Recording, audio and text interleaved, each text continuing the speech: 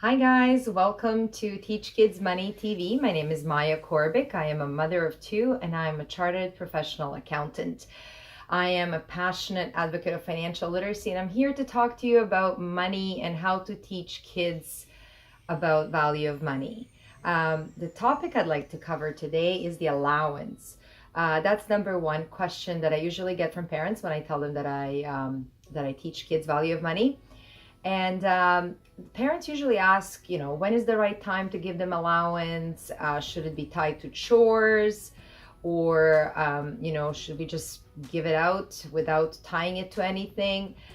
So I'm going to try to answer all those questions. So obviously, allowance is actually extremely important. It is a cornerstone of teaching kids money management. And I'd like you to think of it as a teaching tool. Allowance, even though it's cool and kids love getting allowance, but allowance is not a form of rewarding your children. The idea is really that you give them this money and they would basically learn how to manage this money and how to use it and make proper financial decisions.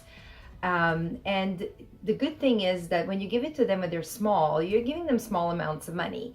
So the stakes are very low when they're very young and the amounts are very low. So even if they make bad financial decisions and mess up, it's not a big deal. And you want them to mess up now when they're young rather than when they're older and they have their first full-time job and, things matter so much more. And, costly financial mistakes can be actually devastating.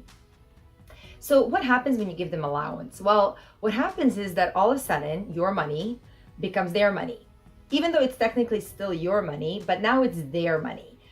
It's in their possession and they think of it very differently. They make different decisions. And if you've never tried giving them allowance, I urge you to, after this video, to try it and see what happens.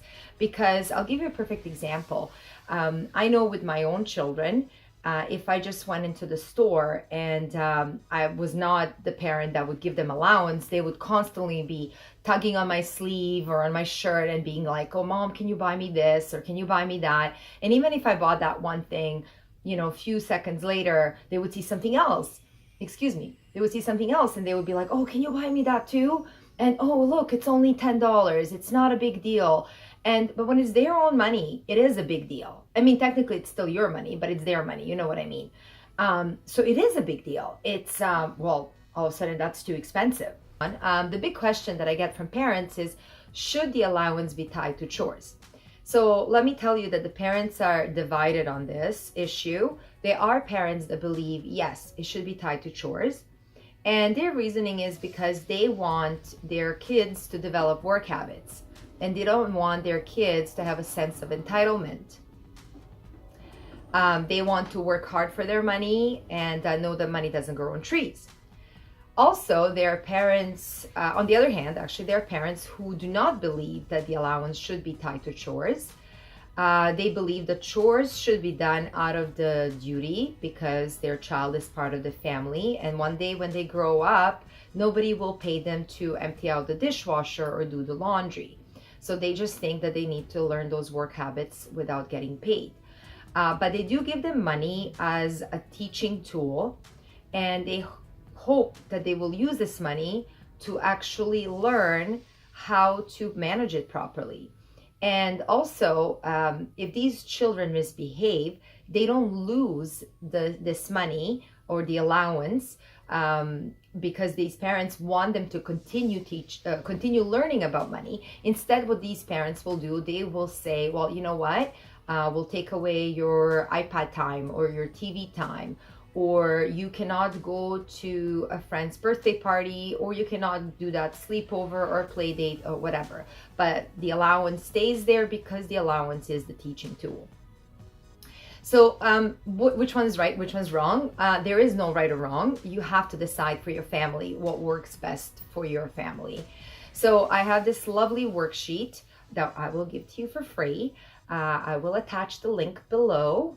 and you can download it. It does seem very lengthy. It's 6 pages, but it's one of those, if you answered yes here, then skip to, question 6 below. So it goes pretty quick.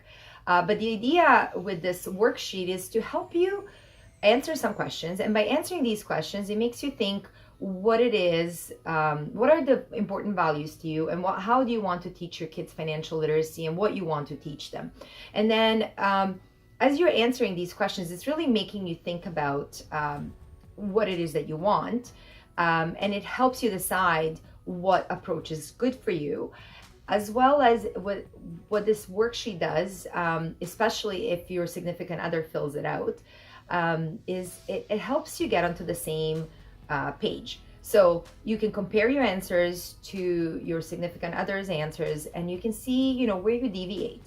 And those are the things that you need to discuss, because it's really important that when you start teaching your kids money management concepts, that you are on the same page, that you are teaching them the same kind of values, and because the children pick up when the parents are not on the same page, and they will sometimes try to play one parent against the other.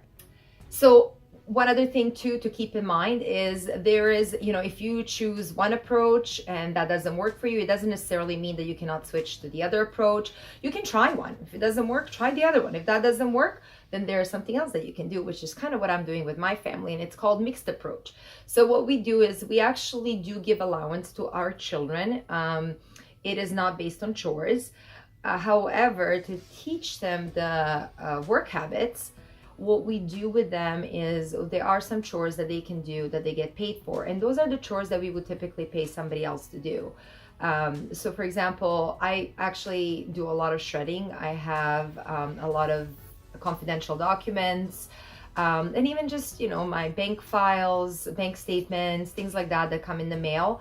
I get them to shred those, and if you're not shredding those, you should be shredding those. There will be a whole separate video on financial fraud and identity theft. But so I get my kids to shred my paperwork, and I pay them for that. If I didn't pay them, I'd have to do it myself, or I'd have to pay somebody else. I also would pay them, or I will pay them for things like washing my car. You get the point. One of the quotes I would like to leave with you, it's one of my favorite quotes. It's from a movie, Descendants, by George Clooney. So George Clooney plays a very wealthy man in the movie Descendants. He actually says, "I don't want my daughters growing up entitled and spoiled. And I agree with my father. You give your children enough money to do something, but not enough to do nothing." So I guess the point I'm trying to make is that you want to give them allowance so that they can learn from it. They can become the decision makers and make decisions how to spend it. And sometimes you may disagree with those decisions, and that is the hardest part. But sometimes you just have to let them make mistakes. And it's okay. It is okay, because the dollar values are very low. And they're not, it's not going to kill them if they make a mistake. So one last thing is, if you're still iffy about giving them an allowance, I don't know if I can change your mind by making you think about this. Think about, or even better, write down on a sheet of paper everything that you bought your children in the last month, or let's say even a week. You took them to a store, they wanted a candy bar. You took them to another store, they wanted a little toy. That weekend you went, you decided to take them to a fair that was happening in your city. They wanted to go on all the rides and you paid for it.